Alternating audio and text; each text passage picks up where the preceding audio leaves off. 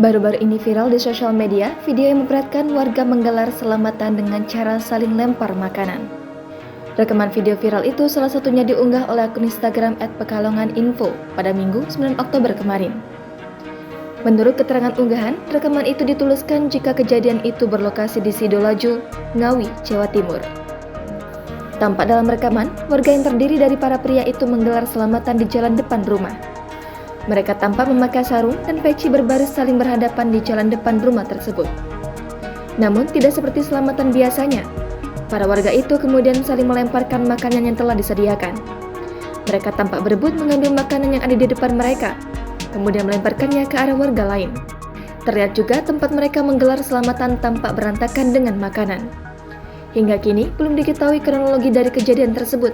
Apakah kejadian itu dilakukan karena tradisi turun-temurun atau keributan antar warga itu sendiri? Namun yang pasti, video viral tersebut menuai beragam respon warganet. Tak sedikit warganet yang menyayangkan aksi tersebut. Sebagaimana diketahui, di luar sana masih banyak orang-orang kurang beruntung hingga harus kelaparan. Untuk itu, sebagian warganet sangat tak setuju dengan aksi tersebut. Daripada harus dibuang percuma, mereka mengatakan lebih baik makanan tersebut diberikan kepada orang-orang yang membutuhkan.